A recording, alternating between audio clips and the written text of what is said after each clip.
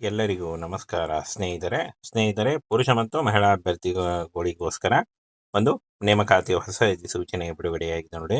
ಕರ್ನಾಟಕ ರಾಜ್ಯ ಕಾರ್ಮಿಕ ಮಹಿಳಾ ಕೌಶಲ್ಯ ಮತ್ತು ಅಭಿವೃದ್ಧಿ ಯೋಜನೆ ಈ ಒಂದು ಇಲಾಖೆಯಲ್ಲಿ ಹೊಸ ಅಧಿಸೂಚನೆ ಬಿಡುಗಡೆಯಾಗಿದೆ. ಬೋತ್ ಮೇಲ್ ಅಂಡ್ ಫಿಮೇಲ್ ಪುರುಷ ಮತ್ತು ಮಹಿಳಾ ಅಭ್ಯರ್ಥಿಗಳು ಇಬ್ಬರು ಅರ್ಜಿಗಳನ್ನ ಸಲ್ಲಿಸಬಹುದಾಗಿರುತ್ತೆ. ತಕ್ಷಣ ನೇರ ನೇಮಕಾತಿಯ ಬಗ್ಗೆ ಪ್ರಕಟಣೆಯನ್ನ ಹೊರಡಿಸಲಾಗಿದೆ ನೋಡಿ. ಈ ಒಂದು ನೋಟಿಫಿಕೇಶನ್ ಆಗಿರುತ್ತೆ.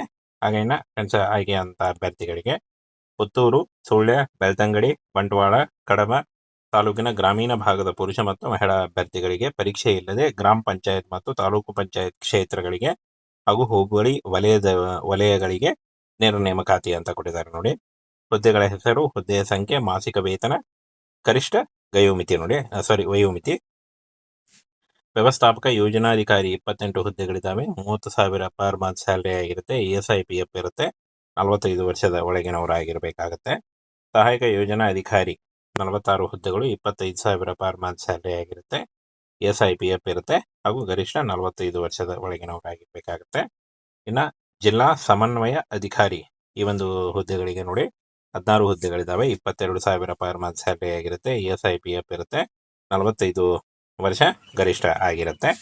ಹಾಗೆ ತಾಲೂಕು ಸಮನ್ವಯ ಅಧಿಕಾರಿ 20 ಹುದ್ದೆಗಳಿದ್ದಾವೆ. 21,000 ಪರ್ ಮಂತ್ ಸ್ಯಾಲರಿ ಆಗಿರುತ್ತೆ. ESI-PF ಇದೆ. ಗರಿಷ್ಠ 48 ವರ್ಷದ ಒಳಗಿನವರು ಅರ್ಜಿಗಳನ್ನ ಸಲ್ಲಿಸಬಹುದಾಗಿರುತ್ತೆ ನೋಡಿ. ಹಾಗೇನ ಫ್ರೆಂಡ್ಸ್, ಈ ಒಂದು ಹುದ್ದೆಗಳಿಗೆ SLC ಅಥವಾ PUC ನೋಡಿ ಇಲ್ಲಿ ಕೇಳಿದ್ದಾರೆ. ವಿದ್ಯಾರ್ಹತೆ SLC ಮತ್ತು PUC ಆದಂತಹ ಅಭ್ಯರ್ಥಿಗಳು ಅರ್ಜಿಗಳನ್ನ ಸಲ್ಲಿಸಬಹುದಾಗಿರುತ್ತೆ ಅಂತ ಕೊಟ್ಟಿದ್ದಾರೆ.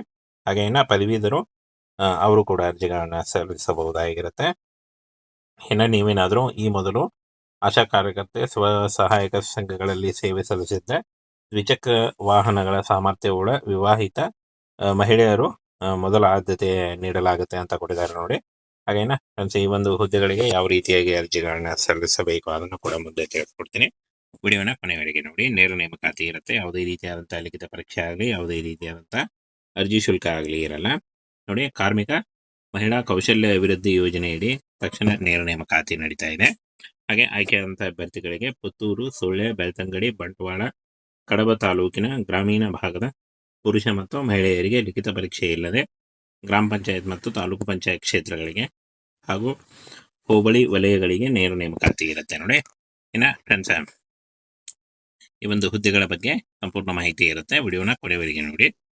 ಇಲ್ಲಿ ಹುದ್ದೆಗಳ ಹೆಸರು, ಹುದ್ದೆಗಳ ಸಂಖ್ಯೆ, ಮಾಸಿಕ ವೇತನ, ವ್ಯವಸ್ಥಾಪಕ ಯೋಜನಾಧಿಕಾರಿ 28 ವರ್ಷ, 30,000 ಪರ್ ಮಂತ್ ಸ್ಯಾಲರಿ ಆಗಿರುತ್ತೆ.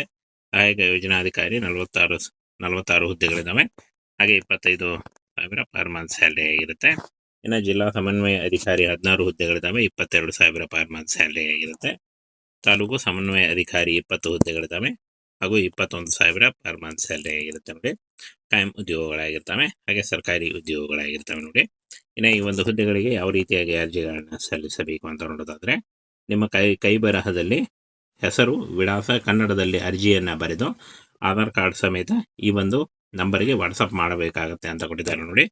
ಈ ಒಂದು ನಂಬರ್ಗೆ ನೀವು ವಾಟ್ಸಪ್ ಮೂಲಕ ನಿಮ್ಮ ರೆಸ್ಯೂಮೆ ಮತ್ತು ನಿಮ್ಮ ಆಧಾರ್ ಕಾರ್ಡನ್ನು ವಾಟ್ಸಪ್ ಮಾಡಬೇಕಾಗತ್ತೆ ಅಂತ ಕೊಟ್ಟಿದ್ದಾರೆ ನೋಡಿ. ಈ ರೀತಿಯಾಗಿ ನೀವು ಅರ್ಜಿಗಳನ್ನ ಸಲ್ಲಿಸಬಹುದಾಗಿರುತ್ತೆ. ಯಾವುದೇ ರೀತಿಯಾದಂಥ ಲಿಖಿತ ಪರೀಕ್ಷೆ ಆಗಲಿ, ಯಾವುದೇ ರೀತಿಯಾದಂಥ ಒಂದು ಅರ್ಜಿ ಶುಲ್ಕ ಆಗಲಿ ಇರಲ್ಲ.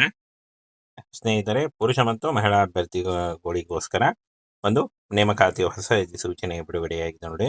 ಕರ್ನಾಟಕ ರಾಜ್ಯ ಕಾರ್ಮಿಕ ಮಹಿಳಾ ಕೌಶಲ್ಯ ಮತ್ತು ಅಭಿವೃದ್ಧಿ ಯೋಜನೆ ಈ ಒಂದು ಇಲಾಖೆಯಲ್ಲಿ ಹೊಸ ಅಧಿಸೂಚನೆ ಬಿಡುಗಡೆಯಾಗಿದೆ. ಬೋತ್ ಮೇಲ್ ಅಂಡ್ ಫಿಮೇಲ್ ಪುರುಷ ಮತ್ತು ಮಹಿಳಾ ಅಭ್ಯರ್ಥಿಗಳು ಇಬ್ಬರು ಅರ್ಜಿಗಳನ್ನ ಸಲ್ಲಿಸಬಹುದಾಗಿರುತ್ತೆ. ತಕ್ಷಣ ನೇರ ನೇಮಕಾತಿಯ ಬಗ್ಗೆ ಪ್ರಕಟಣೆಯನ್ನ ಹೊರಡಿಸಲಾಗಿದೆ ನೋಡಿ. ಈ ಒಂದು ನೋಟಿಫಿಕೇಶನ್ ಆಗಿರುತ್ತೆ. ಹಾಗೇನ ಫ್ರೆಂಡ್ಸ್, ಆಯ್ಕೆಯಾದಂಥ ಅಭ್ಯರ್ಥಿಗಳಿಗೆ ಪುತ್ತೂರು, ಸುಳ್ಯ, ಬೆಳ್ತಂಗಡಿ, ಬಂಟ್ವಾಳ, ಕಡಬ ತಾಲೂಕಿನ ಗ್ರಾಮೀಣ ಭಾಗದ ಪುರುಷ ಮತ್ತು ಮಹಿಳಾ ಅಭ್ಯರ್ಥಿಗಳಿಗೆ ಪರೀಕ್ಷೆ ಇಲ್ಲದೆ ಗ್ರಾಮ ಪಂಚಾಯತ್ ಮತ್ತು ತಾಲೂಕು ಪಂಚಾಯತ್ ಕ್ಷೇತ್ರಗಳಿಗೆ ಹಾಗೂ ಹೋಬಳಿ ವಲಯಗಳಿಗೆ ನೇರ ನೇಮಕಾತಿ ಅಂತ ಕೊಟ್ಟಿದ್ದಾರೆ ನೋಡಿ. ಹುದ್ದೆಗಳ ಹೆಸರು, ಹುದ್ದೆಯ ಸಂಖ್ಯೆ, ಮಾಸಿಕ ವೇತನ, ಗರಿಷ್ಠ ವಯೋಮಿತಿ. ವ್ಯವಸ್ಥಾಪಕ ಯೋಜನಾಧಿಕಾರಿ 28 ಹುದ್ದೆಗಳಿದ್ದಾವೆ. 30,000 ಪರ್ ಮಂತ್ ಸ್ಯಾಲರಿ ಆಗಿರುತ್ತೆ. ESI-PF ಇರುತ್ತೆ. 45 ವರ್ಷದ ಒಳಗಿನವರಾಗಿರಬೇಕಾಗತ್ತೆ. ಸಹಾಯಕ ಯೋಜನಾ ಅಧಿಕಾರಿ 46 ಹುದ್ದೆಗಳು, 25,000 ಪರ್ ಮಂತ್ ಸ್ಯಾಲರಿ ಆಗಿರುತ್ತೆ.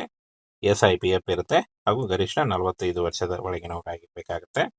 ಇನ್ನು ಜಿಲ್ಲಾ ಸಮನ್ವಯ ಅಧಿಕಾರಿ ಈ ಒಂದು ಹುದ್ದೆಗಳಿಗೆ ನೋಡಿ 16 ಹುದ್ದೆಗಳಿದ್ದಾವೆ. 22,000 ಪರ್ ಮಂತ್ ಸ್ಯಾಲರಿ ಆಗಿರುತ್ತೆ. ESI PF ಇರುತ್ತೆ. 45 ವರ್ಷ ಗರಿಷ್ಠ ಆಗಿರುತ್ತೆ. ಹಾಗೆ ತಾಲೂಕು ಸಮನ್ವಯ ಅಧಿಕಾರಿ 20 ಹುದ್ದೆಗಳಿದ್ದಾವೆ. 21,000 ಪರ್ ಮಂತ್ ಸ್ಯಾಲರಿ ಆಗಿರುತ್ತೆ. ESI PF ಇದೆ. ಗರಿಷ್ಠ 48 ವರ್ಷದ ಒಳಗಿನವರು ಅರ್ಜಿಗಳನ್ನ ಸಲ್ಲಿಸಬಹುದಾಗಿರುತ್ತೆ ನೋಡಿ. ಹಾಗೇನ ಫ್ರೆಂಡ್ಸ್, ಈ ಒಂದು ಹುದ್ದೆಗಳಿಗೆ SLC ಅಥವಾ PUC ನೋಡಿ ಇಲ್ಲಿ ಕೇಳಿದ್ದಾರೆ. ವಿದ್ಯಾರ್ಹತೆ SLC ಮತ್ತು PUC ಆದಂತಹ ಅಭ್ಯರ್ಥಿಗಳು ಅರ್ಜಿಗಳನ್ನ ಸಲ್ಲಿಸಬಹುದಾಗಿರುತ್ತೆ ಅಂತ ಕೊಟ್ಟಿದ್ದಾರೆ. ಹಾಗೆ ಇನ್ನು ಪದವೀಧರು ಅವರು ಕೂಡ ಅರ್ಜಿಗಳನ್ನ ಸಲ್ಲಿಸಬಹುದಾಗಿರುತ್ತೆ. ಇನ್ನು ನೀವೇನಾದರೂ ಈ ಮೊದಲು ಆಶಾ ಕಾರ್ಯಕರ್ತೆ ಸ್ವಸಹಾಯಕ ಸಂಘಗಳಲ್ಲಿ ಸೇವೆ ಸಲ್ಲಿಸಿದ್ದೆ, ದ್ವಿಚಕ್ರ ವಾಹನಗಳ ಸಾಮರ್ಥ್ಯವುಳ್ಳ ವಿವಾಹಿತ ಮಹಿಳೆಯರು ಮೊದಲ ಆದ್ಯತೆ ನೀಡಲಾಗುತ್ತೆ ಅಂತ ಕೊಟ್ಟಿದ್ದಾರೆ ನೋಡಿ.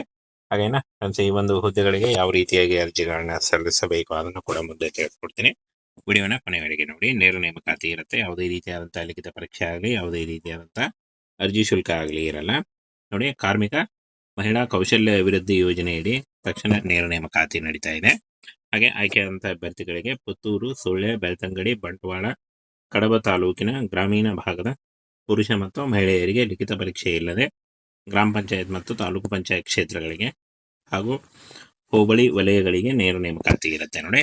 ಇನ್ನು ಫ್ರೆಂಡ್ಸ್, ಈ ಒಂದು ಹುದ್ದೆಗಳ ಬಗ್ಗೆ ಸಂಪೂರ್ಣ ಮಾಹಿತಿ ಇರುತ್ತೆ. ವಿಡಿಯೋನ ಕೊನೆಯವರೆಗೆ ನೋಡಿ.